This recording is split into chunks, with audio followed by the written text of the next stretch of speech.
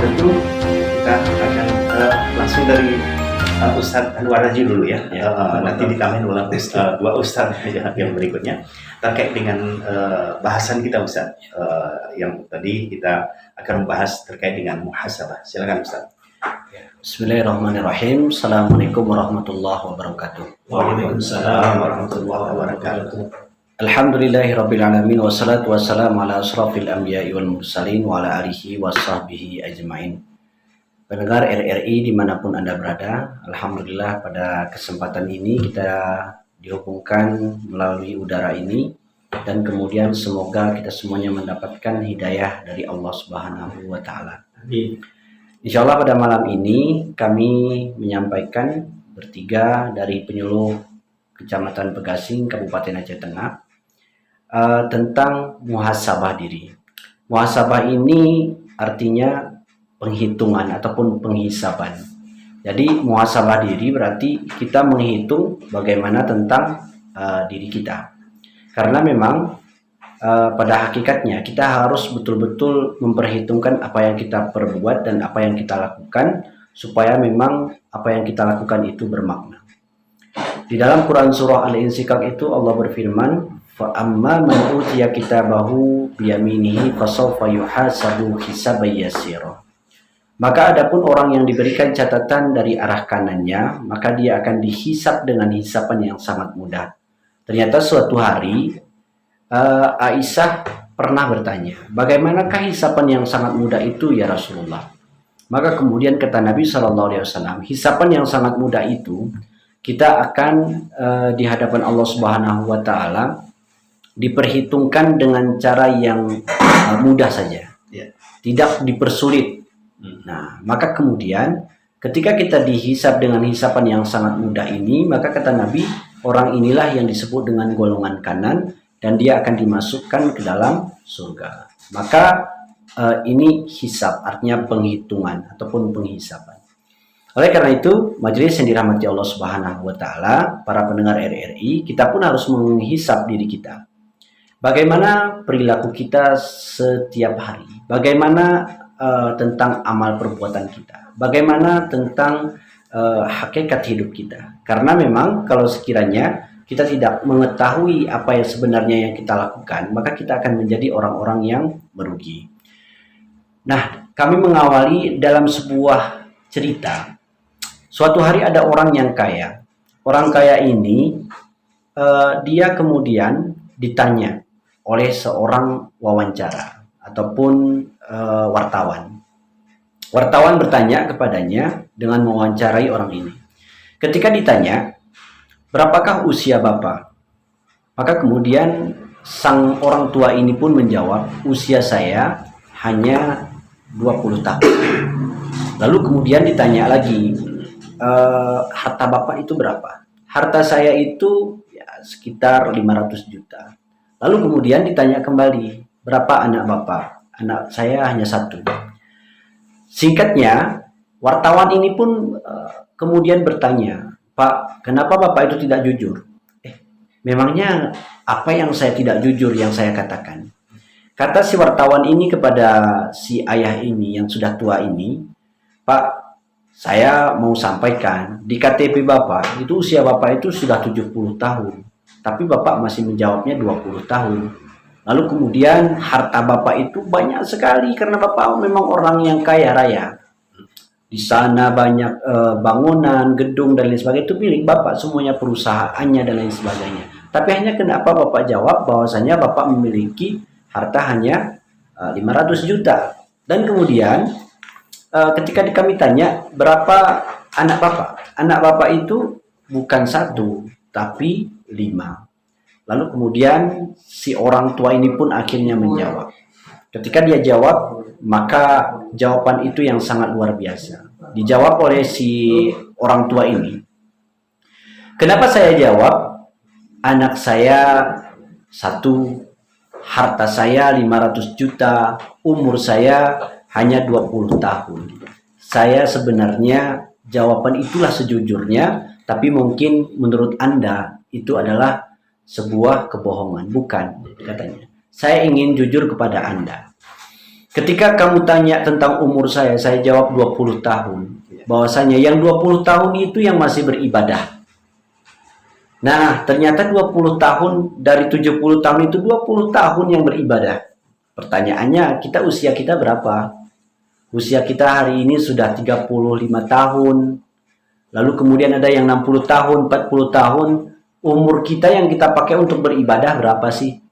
Jangan sempat nanti ketika di hadapan Allah, umur itu nggak mampu menyelamatkan kita. Si ayah ini langsung menjawab, yang 20 tahun lah itu nanti yang akan menyelamatkan saya di hadapan Allah. Sementara yang 50 tahun belum saya maksimalkan untuk beribadah kepada Allah. Kamu tanya tadi tentang harta saya. Harta saya jawab 500 juta. Karena yang 500 juta itu yang masih saya sedekahkan, saya infakkan, saya wakafkan untuk masjid. Sementara yang selebihnya itu belum. Nah, kita memiliki harta berapa? Berapa sih harta dan kita yang wakafkan, yang kita zakatkan, yang kita infakkan, yang kita sedekahkan? Jangan sempat harta yang kita pakai hari ini pun nanti akan disidang di hadapan Allah dan itu akan dihisab. Dan selanjutnya, ketika kamu tanya kata si ayah ini, berapa anak kamu? Saya jawab 1. Kenapa saya jawab 1? Karena 1 yang mau beribadah kepada Allah. Kita punya anak berapa? Ya, kita punya anak 6, 7, atau 4. Tapi berapa yang beribadah kepada Allah? Itu yang akan mampu menyelamatkan hidup kita. Jadi ini merupakan sebuah rangkaian, artinya untuk menghisap dan mengevaluasi diri tentang umur, tentang harta, tentang anak. Dan itulah kira-kira cuplikan muhasabah itu sebenarnya apa. Maka muhasabah itu artinya menghitung-hitung tentang kemampuan kita bagaimana di hadapan Allah nanti. Umar bin Khattab itu pernah berkata, hisaplah diri kamu sebelum nanti dihisap di hadapan Allah Subhanahu wa taala, karena itu akan meringankan tentang bagaimana timbanganmu nanti di hadapan Allah Subhanahu wa taala. Mungkin itu sebagai cuplikan di awal ini, Pak. Ya. Baik, pendengar dimanapun Anda berada, karena 3 ustadz kita hadir, tentu sedikit juga dari 2 ustadz kita berikut ini, dari Ustadz Arifin, mungkin ada tambahan terkait dengan muhasabah apa yang disampaikan Ustadz Anwar Razi tadi. Silakan Ustadz. Baik, alhamdulillah sedang mendengar dari yang dirahmati Allah, bahwasanya muhasabah ini adalah renungan bagi diri kita sendiri. Kita coba ambil sebuah ayat dari firman Allah Subhanahu wa taala, inna hadainahu sabila imma syakiran wa imma kafuran. Sungguh kami telah menunjukkan kepadanya jalan yang lurus, ada yang bersyukur dan ada pula yang kufur. Kemudian di surah As-Sam ayat 8 juga Allah Subhanahu wa taala menjelaskan, fa'alhamaha fujuraha wa taqwaha. Maka dia mengilhamkan kepadanya jalan kejahatan dan ketakwaan. Sehingga pendengar yang dirahmati oleh Allah Subhanahu wa taala, masing-masing pribadi kita, setiap individu manusia telah diilhamkan 2 jalan. Maka 2 jalan itu mari kita lihat, mari kita evaluasi, sekarang kita berada di jalan mana? Apakah kita berada pada jalan kejahatan atau pada jalan ketakwaan kepada Allah Subhanahu wa taala?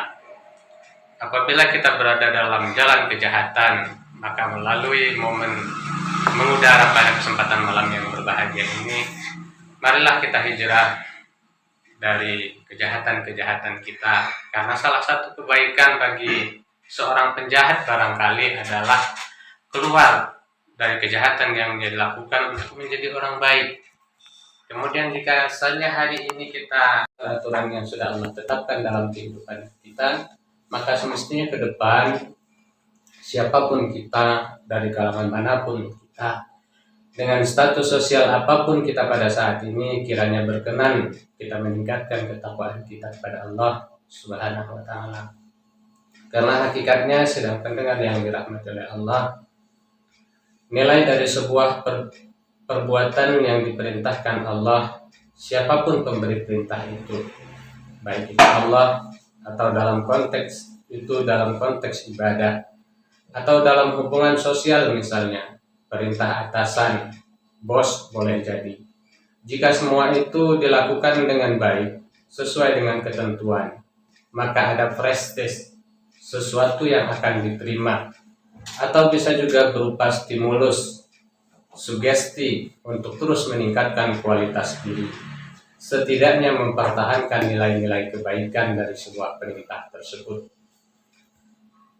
Yang kedua adalah nilai dari sebuah kejahatan yang dilarang secara hukum, baik hukum Allah Subhanahu wa Ta'ala ataupun hukum yang dibuat oleh manusia. Jika dilanggar tentunya memiliki konsekuensi negatif bagi pelakunya, mulai dari dipandang sebelah mata, boleh jadi di tengah masyarakat, atau disingkirkan, dikucilkan dalam status sosial. Reinkarnasi dari sebuah kejahatan itu akan berefek fatal bagi setiap pribadi.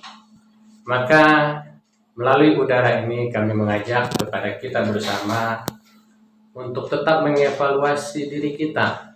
Sebesar apapun rencana dan keinginan yang kita lakukan, hendaklah kita bermanfaat bagi segenap lingkungan alam dan tidak menjadi penyebab terjadinya hal-hal yang tidak diinginkan oleh banyak kalangan. Untuk tambahan, sidang pendengar RRI yang dirahmati Allah, inilah kiranya dulu, nanti kita akan sambung di tanya jawab insyaallah. Oke.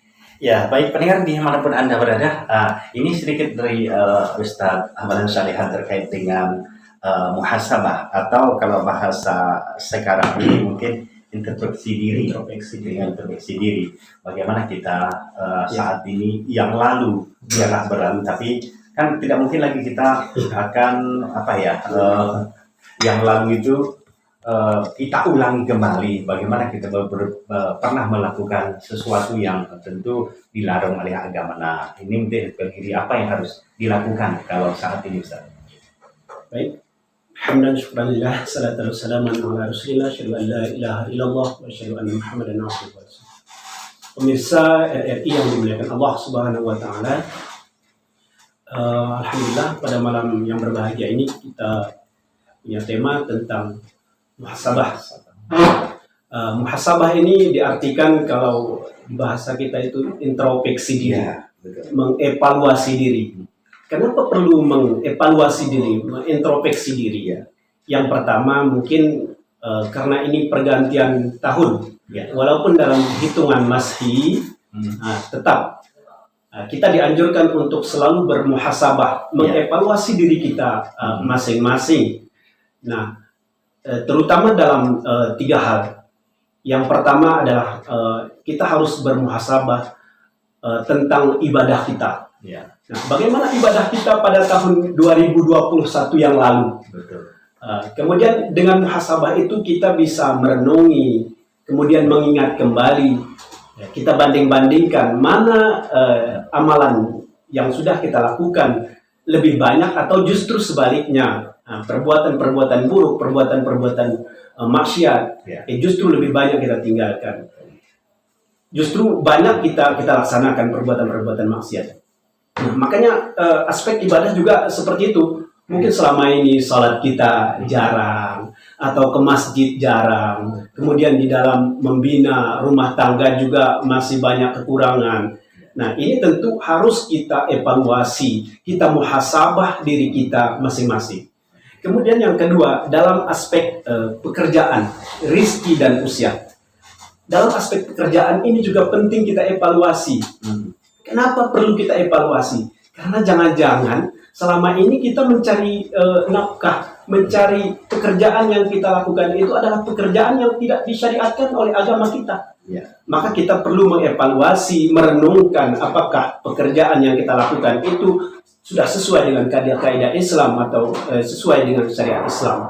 Kemudian juga usia kita, ini perlu kita evaluasi. Tidak selamanya kita muda, tidak selamanya kita badan kita kuat, tidak selamanya kita bugar. Ada masa-masanya usia kita semakin tahun kita semakin tidak muda lagi, semakin tua, otomatis kekuatan kita akan hilang, konsentrasi kita akan hilang, mata kita yang dulu terang akan kabur, kulit kita yang dulu terang akan berkerut. Kemudian dulu mungkin kaki kita melangkah ke tempat manapun enak kita melangkah, tetapi ketika ini sudah usia kita sudah uzur, maka ini akan berpengaruh sekali. Maka perlu juga aspek pekerjaan, kemudian usia kita perlu kita evaluasi. Untuk apa sudah usia kita laksanakan selama ini. Kemudian yang terakhir, yang kira-kira perlu kita muhasabi adalah aspek hubungan sosial kemasyarakatan kita. Bagaimana selama ini kita berkehidupan bersosial di dalam masyarakat.